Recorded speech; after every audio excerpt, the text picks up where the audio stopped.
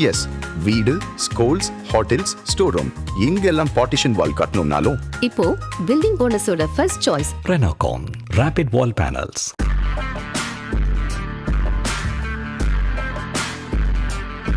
வணக்கம் ஜெயஹிந்த். இன்றைக்கி நம்ம சேனலில் பங்களாதேஷ் பற்றி ஒரு முக்கியமான அப்டேட் பார்க்க போகிறோம். பங்களாதேஷோடைய பிரதமர் ஷேக் ஹசீனா அவர்கள் இந்தியாவில் தஞ்சம் புகுந்திருக்காரு போன வருஷம். நம்ம எல்லாருக்குமே தெரியும். கிட்டத்தட்ட ஒரு வருடத்துக்கு மேலே ஆயிடுச்சு. இப்போ யூனிஸ் அங்கே பிப்ரவரி மாதம் தேர்தல் நடக்கும் அப்படின்ற அறிவிப்பை அறிவிச்சுட்டு அதுக்கு பின்னாடியே ஒரு ரெஃபரண்டமும் வைப்போம் அப்படின்னு சொல்கிறது. இன்டெரக்டாக என்னென்னா கிட்டத்தட்ட அப்படி பாகிஸ்தானோடைய அரசியல் சாசனம் எப்படி மாறி அவங்க இராணுவத்து கையில் போச்சோ இந்த இடத்துல டம்மியாக ஒரு அரசாங்கத்தை வச்சுட்டு அதுவும் மிக முக்கியமான பிரதான கட்சியான அவாமி லீகை ஒதுக்கி வச்சுட்டு ஒரு தேர்தலை நடத்தி ஒரு டம்மி அரசாங்கத்தை தான் நின்று நடத்தணும் அப்படின்றது தான் இப்போ யூனிஸுக்கு இருக்கக்கூடிய ஒரு மெயின் அஜெண்டா. அது யூனிஸ் அஜெண்டாவோட இந்த அஜெண்டா அப்படின்றது அமெரிக்காவுக்கும் சைனாக்கும் பொருந்தும். இப்போது ஷேக் ஹசீனா அவர்கள் ஒரு ப்ரெஸ் மீட்டிங் வச்சுருக்காங்க. அந்த இடத்துல சில முக்கியமான கருத்துக்கள் சொல்லியிருக்காங்க. இந்த கருத்துக்கள் சொல்லும்போது இன்னொரு விஷயம் கவனிக்க வேண்டியது என்னென்னா, அவாமி லீக் ஒரு மிகப்பெரிய கட்சி. அங்கே ஷேக் ஹசீனா அவர்களுடைய குடும்ப கட்சின்னு கூட நம்ம சொல்லலாம். இவங்களுடைய கேடர்ஸு கடந்த ஒரு வருடமாக பார்த்தீங்கன்னா அண்டர் கிரவுண்டாக கிட்டத்தட்ட வெளியில் கட்சி கொடியை கூட கட்டாத அளவுக்கு இருந்தாங்க. அவங்களும் தெருவில் இறங்கி போராடிட்டு இருக்காங்க. அதே மாதிரி இந்த எக்ஸ்ட்ரீமிஸ்ட் எலிமெண்ட்ஸு இவங்களும் தெருவில் இறங்கி போராடிட்டு இருக்காங்க. ரெண்டுமே ஒரே நேரத்தில் நடந்துக்கிட்டு இருக்கு. ஒரு பக்கம் பார்த்தீங்கன்னா இந்த ரேடிக்கல் எலிமெண்ட்ஸு யாரெல்லாம் யூனிஸுக்கு ஆதரவு கொடுத்து யூனிஸை கொண்டு உட்கார வச்சாங்களோ அந்த காலகட்டங்களில், ஏன்னா யூனிஸ் ஒரு தனி மனிதன், ஒரு கைப்பாவை, ஸ்ட்ரீட் ஃபோர்ஸ் கிடையாது. தெருவில் இறங்கி வேலை செய்யக்கூடிய, போராட்டம் செய்யக்கூடிய, கலவரம் செய்யக்கூடிய ஆட்கள் கிடையாது. அவங்களும் இப்போ போராட்டம் பண்ணிக்கிட்டு இருக்காங்கன்றதை பார்க்குறோம். ஸோ இந்த இடத்துல ரொம்ப மிக முக்கியமான சில கருத்துக்களை சொல்லியிருக்காங்க. ஃபஸ்ட்டு டெமோக்ராட்டிக் லெஜிட்டிமசி அப்படின்னு சொல்லக்கூடிய இந்த ஜனநாயகத்தோடைய லெஜிட்டிமசி என்ன அப்படின்றத அடிப்படை கேள்வி. இப்போது ஷேக் ஹசீனா அவர்கள் நேரடியாக யூனிஸை தாக்கி பேசியிருக்காங்க. ஒரு அன்எலெக்டட் எலைட், இந்த யூனிஸ் அப்படின்றவன் அமெரிக்காவிலேருந்து வந்ததுனால ஒரு அன்எலெக்டட் எலைட், இந்த மேல்தட்டுன்னு சொல்லக்கூடிய அந்த இடத்துல எந்த தகுதியில் நீங்கள் இப்போ ஆட்சி செஞ்சுக்கிட்டு இருக்கீங்க, அதே மாதிரி உங்களுடைய டெமோக்ராட்டிக் மேண்டேட் என்ன? சரி, நீங்கள் இன்ட்ரீம் கவர்மெண்ட் கொண்டு வந்தீங்க, ஒரு மாத காலம் இந்த மாத காலம் இருந்துட்டு அரசாங்கத்தை ஸ்டெபிலைஸ் பண்ணிவிட்டு அதன் பிறகு நீங்கள் தேர்தல் நடத்தியிருக்கணும். ரெண்டாவது, major political parties, Awami League போன்ற அவாமி லீகோட கூட்டணி கட்சிகள்லாம் ஒதுக்கி வச்சுட்டு ஒரு தேர்தல் நடத்தினா அந்த தேர்தல் எப்படி நியாயமானதாக இருக்கும், எப்படி செல்லும்? ரெண்டாவது கேள்வி. அடுத்தது பார்த்தீங்க அப்படின்னா, இந்தியாவுக்குமே இதில் ஒரு முக்கியமான கன்சர்ன் இருக்குது. இந்த தேர்தலில் ஆல் லைக்லி நேர்மையான முறையில் எல்லா கட்சிகளும் அனுமதிக்கப்பட்டு நடந்துச்சு அப்படின்னா பங்களாதேஷோட நேஷனல் பார்ட்டி கலிதா ஜியா அவர்களுடைய பார்ட்டி ஜெயிக்கிறதுக்கான வாய்ப்புகள் இருக்குது. அவருடைய மகனாக இருக்கக்கூடிய தாரிக் பங்களாதேஷோடைய பிரதமராக பதவி ஏற்கிறதுக்கும் வாய்ப்புகள் இருக்குது. இல்லை ஒருவேளை பங்களாதேஷோட மக்கள் கொஞ்சம் திருந்தி வாக்களித்தாங்க அப்படின்னு பார்த்தீங்கன்னா அவாமி லீக் வரதுக்குமான வாய்ப்பு இருக்குது. ஆனால் இந்தியாவை பொறுத்த வரைக்கும் இந்த ஹைப்ரிட் மாடல், இந்த இம்போர்ட் பண்ணி உருவாக்கப்பட்ட ஒரு ஆளால் இந்த நாடு ஆட்சி செய்யக்கூடாது. ஏன்னா பல பேச்சுவார்த்தைகள், பல வர்த்தக தொடர்புகள், பல கலாச்சார தொடர்புகள் நமக்கும் பங்களாதேஷுக்கும் இருக்குது. எல்லை பிரச்சனை இருக்குது, டேம் பிரச்சனை இருக்குது, ரிவர்ஸ் இருக்குது. இதெல்லாம் ஒரு கைப்பாவையாக இருக்கக்கூடிய அரசாங்கத்துக்கிட்ட பேசக்கூடாது. அவாமி லீக் மீண்டும் திரும்ப வரணும் அப்படின்றது தான் இந்தியாவுடைய விருப்பமும் சரி, அலைன்மெண்ட்டும் சரி. இப்போது ஹசீனா நகர் என்ன சொல்கிறாங்க அப்படின்னு பார்த்தீங்கன்னா, ஒரு 4000 கிலோமீட்டர் பார்டர் இருக்கக்கூடிய இந்தியாவை ஐசோலேட் பண்ணி இந்தியா கிட்டேருந்து ஒதுங்கி ஒரு அரசியலை பண்ணுறது முட்டாள்தனம். இந்தியாவை சைனாட்ட உறவு அதிகம் அப்படின்றது வேற, இந்தியாவை தனிமைப்படுத்திட்டு இந்தியாகிட்டேருந்து விலகி நாம் தனிமைப்படுத்தப்பட்டு சைனா கூட இது பண்ணுறது டேஞ்சரஸ்ஸு. ஸ்ட்ராட்டஜிக்காக நீங்கள் பேலன்ஸ் பண்ணியிருக்கணும் அப்படின்றாங்க. அதே மாதிரி பார்த்தீங்க அப்படின்னா எக்ஸ்பிளிசிட்லி அவங்க யூனிஸ் அட்மினிஸ்ட்ரேஷனுடைய ஃபாரின் பாலிசியை டெஸ்பரேஷன் ஃபார் இன்டர்நேஷ்னல் ரெகக்னிஷன், வெளியில் இருக்கக்கூடிய சில முக்கியமான சக்திகளுடைய அங்கீகாரத்தை, அதோடைய இதம் மட்டும் பெறத்துக்கு, நம்பிக்கை மட்டும் பெறத்துக்கு சில டெஸ்பரேட்டான ஆக்ஷன்ஸ் இவங்க எடுத்துக்கிட்டு இருக்காங்க அப்படின்னு சொல்லிட்டு இது ஹசீனாவுடைய ஷேக் ஹசீனாவுடைய டாக்டரின், அவங்களுடைய வெளியுறவு கொள்கை அவங்க எப்படி டிஃபைன் பண்ணாங்க அப்படின்னு பார்த்தீங்கன்னா, friendship to all, malice to none, எல்லாருக்கூடையும் நட்பு, யாருக்கூடையும் விரோதம் இருக்கக்கூடாது. அதுதான் பங்களாதேஷுக்கு சரியான நிகழ்வாக இருக்கும். இன்ஃபேக்ட் பார்த்தீங்கன்னா பங்களாதேஷ் ஸ்ரீலங்கா உறவு நல்லதாக இருந்துச்சு. பாகிஸ்தான் தவிர மிச்ச எல்லா நாடுகள்கிட்டையுமே அந்த நாடு உறவு அதிகமாக இருந்தது. குறிப்பாக இந்தியா சைனாவையும் கம்பேர் பண்ணிங்கன்னா சீனா கூட ஷேக் ஹசீனா இருக்கும்போதே பார்த்தீங்கன்னா அந்த உறவு அப்படின்றது அதிகமாக இருந்துச்சு. இப்போது பிரச்சனைகள் என்னென்ன அப்படின்னு பார்த்தீங்கன்னா, ஷேக் ஹசீனாவுடைய ஒரு கன்சிடரபிளான ஓட் பேங்க் வந்து அங்கே மைனாரிட்டிகளாக இருக்கக்கூடிய ஹிந்துக்கள். இப்போது கிட்டத்தட்ட ஒரு 10% இந்துக்கள் இருக்காங்க. அதில் வந்து 9% அப்படின்னு பார்த்தீங்கன்னா கிட்டத்தட்ட அவங்களோட வாக்கு வங்கியில் 90% அப்படின்றது ஷேக் ஹசீனாவுக்கு தான் வாக்கு செலுத்திட்டு இருந்தாங்க. ஸோ ஷேக் ஹசீனா போன பிறகு அங்கே இந்துக்களுக்கு எதிரான வன்முறை எந்த அளவுக்கு கட்டெழுத்திடப்பட்டுச்சுன்னு சொல்லி நம்ம போன வருஷம் பங்களாதேஷ் பிளேலிஸ்ட்டில் இருக்கக்கூடிய வீடியோஸ்லாம் பார்த்தீங்கன்னா பதபதைக்கக்கூடிய அளவுக்கு இருந்துச்சு. அந்த மைனாரிட்டிஸோடைய ஒரு டெலிபரேட்டான ஒரு பொலிட்டிக்கல் கேம்பெயின், அதாவது பார்த்தீங்க அப்படின்னா இந்துக்களுக்கு எதிரான ஒரு கேம்பெயின் வச்சது. அதே மாதிரி அப்படின்னு பார்த்தீங்கன்னா ரேண்டமாக வயலன்ஸ் இல்லாமல் ஒரு இடத்துல ஓப்பன் பண்ணி விடுறது, அங்கே காவல்துறை அகற்ற வேண்டியது, அதன் பிறகு இந்த எக்ஸ்ட்ரீமிஸ்ட் எலிமெண்ட்ஸ் எல்லாம் உள்ளே போய் ஒரு பெரிய ஒரு இதை வந்து கொடுக்க வேண்டியது. இந்த மாதிரியான நிகழ்வுகள் தான் அங்கே தொடர்ந்து நடந்துகிட்டு இருந்துச்சு. இது இன்ட்ரீம் அரசாங்கம் சொல்லக்கூடிய இந்த யூனிஸோடைய முழு ஆசையோடு தான் நடந்துச்சு அப்படின்றத பார்க்குறோம். அதே மாதிரி பார்த்தீங்க அப்படின்னா இந்த எக்ஸ்ட்ரீமிஸ்ட் ஃபோர்ஸ் ஜமாத்துல் இஸ்லாமி போன்ற அமைப்புகளை இவங்க வந்து தடை செய்து வச்சுருந்தாங்க. ஷேக் ஹசீனாவே ஒரு இஸ்லாமியர் தான், ஒரு இஸ்லாமிய ரிப்பப்ளிக்காக இருக்கக்கூடிய நாடு தான் அது. அவங்களே வந்து தடை செய்து வச்சுருந்தாங்க. இப்போ ஜமாத்துல் இஸ்லாமியோட இன்னொரு வடிவத்தை பார்த்தீங்கன்னா பாகிஸ்தானும் தடை செய்து வச்சுருக்காங்க. தெரிக்கி லபைக் பாகிஸ்தான், கிட்டத்தட்ட சித்தாந்தம் வந்து ஒன்று தான். அவங்களெல்லாம் நீங்கள் வந்து ரொம்ப க்ளோஸாக போய் இது ஒரு எக்ஸ்ட்ரீமிஸ்ட் நாடாக நீங்கள் மாற்றுறதுக்கான இதை பண்ணுறீங்கன்னு சொல்லி நேரடியான ஒரு குற்றச்சாட்டு சொல்லியிருக்காங்க. அதே மாதிரி பார்த்தீங்க அப்படின்னா மைனாரிட்டி பர்சிக்யூட் பண்ணிங்க, அங்கே இருக்கக்கூடிய ஹிந்துக்களுக்கு இது வந்துச்சு அப்படின்ற போது இந்த ரீஜனே வந்து டிஸ்டர்ப் ஆகும். நிறையா மக்கள் பங்களாதேஷை விட்டு போக ஆரம்பிச்சிருவாங்க. ஏன்னா அங்கே இருக்கக்கூடிய ஹிந்துக்கள் கணிசமான அளவுக்கு பிஸ்னஸ் இன்ட்ரெஸ்ட் அவங்ககிட்ட இருக்குது. நிறைய இடத்துல சில இடங்களில் பார்த்திங்கன்னா தொழில் முனைவர்களாகவும் இருக்கிறாங்க.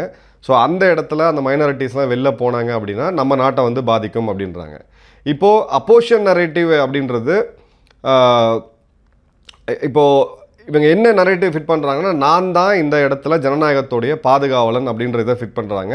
ஸோ செக்குலரிசம் ஸ்டெபிலிட்டி வேணும், அங்கே எல்லா மக்களும் ஒன்றா வேணும் அப்படின்ற போது என்னோட தலைமையிலான அரசு வேணும் அப்படின்னு சொல்கிறாங்க. அதே மாதிரி பார்த்தீங்க அப்படின்னா இந்தியாவுடைய ரோல், ஷேக் ஹசீனா அவர்களுடைய இதில் இடத்துல இந்தியாவுடைய ரோல் அப்படின்றது மிகப்பெரிய லெவலில் இருக்குது. நம்ம ஓப்பனாக பார்த்தாலும் இதில் வந்து நமக்கு தெளிவாகவே தெரியும்.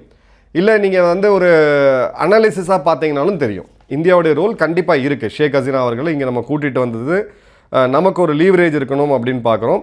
அதே மாதிரி பார்த்தீங்க அப்படின்னா ஒரு ஆர்பிட்ரேட்டராக இந்த இடத்துல ஒரு பிரச்சனையை தீர்க்கக்கூடிய ஒரு ஆர்பிட்ரேட்டராக மத்தியஸ்தரமாக இந்தியா இருக்குது அப்படின்றத நம்ம வந்து பார்க்குறோம். ஸோ இந்த இடத்துல ஷேக் ஹசீனாவுடைய பொலிட்டிக்கல் லைஃப் மீண்டும் துவங்கணும் அப்படின்னா அதுக்கு அவங்க இந்தியாவுடைய ஆதரவை ரொம்ப தெளிவாக எதிர்பார்க்குறாங்க. இந்திய ஊடகங்கள்கிட்ட பேசினதாக இருக்கட்டும், இல்லை அவங்களோட நெருங்கிய நண்பரான மேற்கு வங்க முதல்வர் திருமதி மம்தா பானர்ஜி அவர்களாக இருக்கட்டும், இந்த இடத்துல அவங்க வந்து நிறையா லீவரேஜ் பண்ணுறாங்க அப்படின்றத பார்க்குறோம். யூனிஸை பொறுத்த வரைக்கும் ஃபஸ்ட் அண்ட் ஃபார்மோஸ்ட்டு ஒரு லெஜிட்டிமேட் கவர்மெண்ட் கிடையாது. இன்ட்ரீம் அட்வைசர் அப்படின்றது தான், சீஃப் அட்வைசர் அப்படின்றது அந்த பதவியோட பேர். அட்வைசர்னு என்ன, ஆலோசகர். ஸோ அப்போ பிரதமர் இல்லாமல் ஒரு நாட்டை நீங்கள் ரொம்ப நாள் நடத்த முடியாது, ஜனநாயக நாட்டை. அது எந்த நாடும் ஒத்துக்காது. அப்போது இந்த இடத்துல எப்படியாவது ஒரு எலெக்ஷனை ஹோல்ட் பண்ணிவிட்டு தனக்கு இருக்கக்கூடிய அந்த லெஜிட்டிமசி பிரச்சனையை தீர்த்துட்டு எலெக்ட் பண்ணப்பட்ட பிரதமரை ரிமோட் கண்ட்ரோலில் ஆப்ரேட் பண்ணுறது. இப்போ எப்படி அசீம் முனீர் இங்கே இதில் பாகிஸ்தானில் பண்ணிகிட்டு இருக்கானோ அதே வேலையை இவங்க பண்ணோம் அப்படின்றது தான் இந்த யூனிஸோடைய பிளான். இப்போது மைனாரிட்டி ரைட் ஒரு மிக முக்கியமான ஒரு ஃப்ளாஷ் பாயிண்ட்டாக இருக்குது இந்தியாவும் பங்களாதேஷையும் பொறுத்த வரைக்கும். அதை தவிர தீஸ்டா வாட்டர் ட்ரீட்டியாக இருக்கட்டும், இல்லை தீஸ்டாவுடைய டேமாக இருக்கட்டும், இல்லை பிரம்மபுத்திரா நதிநீர் பங்கீடாக இருக்கட்டும், பல பிரச்சனைகள் பேச்சுவார்த்தை நடத்தி தீர்க்கக்கூடிய கட்டங்கள் இருந்தது. இந்த கடைசி ஒரு வருஷம் பார்த்திங்கன்னா டோட்டலாக டீரெயில் ஆகிடுச்சு.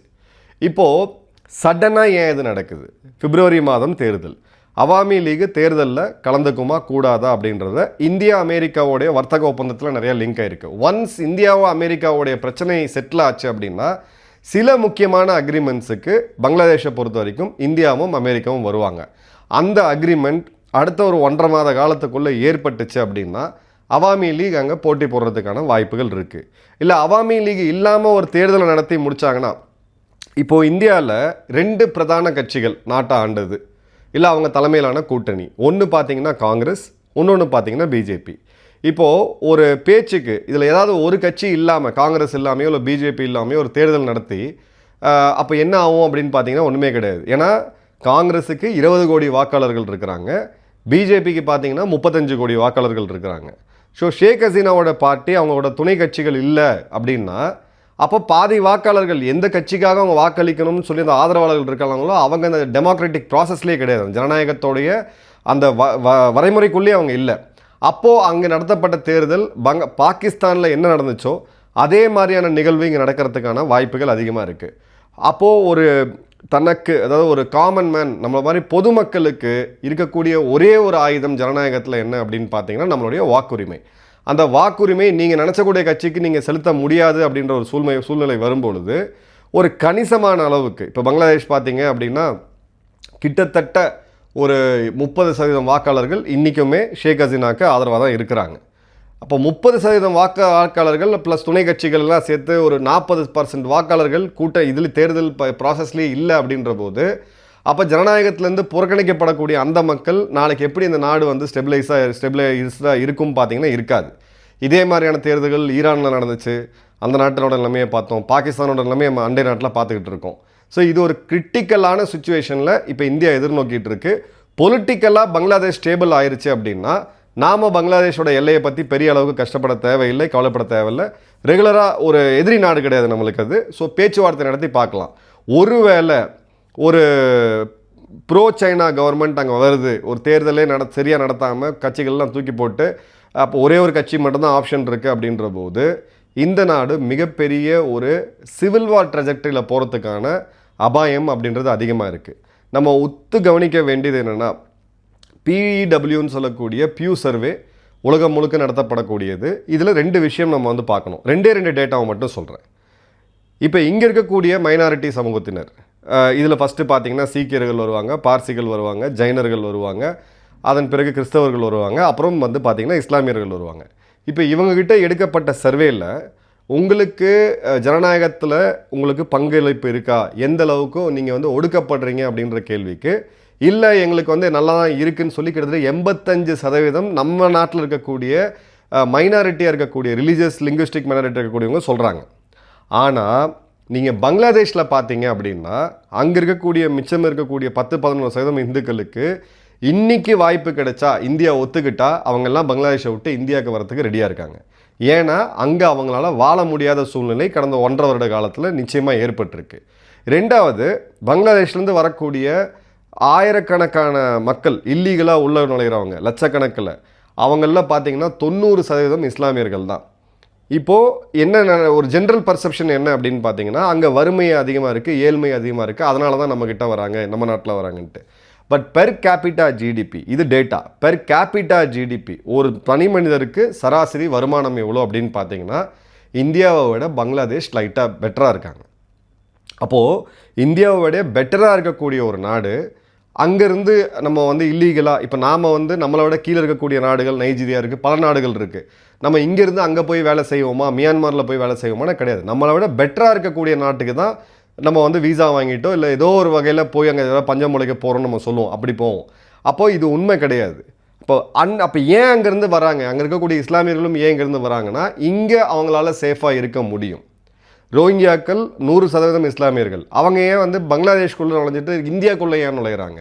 வறுமை மட்டும் காரணம் கிடையாது, பாதுகாப்பு மிக மிக மிக மிக முக்கியமானது. அவர்களுடைய குழந்தைகள், பெண்கள், இவங்க எல்லாருக்கும் பாதுகாப்பு இருக்குது, நாடு ஸ்டேபிளாக இருக்குது, பொருளாதாரமும் இருக்குது, வேலை வாய்ப்பும் இருக்குது. இந்த ஆர்டரில் தான் நம்ம சோஷியல் இஷ்யூவை பார்க்கணுமே தவிர ஜென்ரலாக எல்லா இடத்துலையும் பேசுகிற நரேட்டிவ் என்னென்னா அங்கே வந்து வேலை வாய்ப்பு கம்மியாக இருக்குது, பஞ்சம் அதிகமாக இருக்குது, ஏழைகளாக இருக்காங்க, அதனால் இங்கே வராங்கன்னு சொல்லிட்டு கண்டிப்பாக கிடையாது.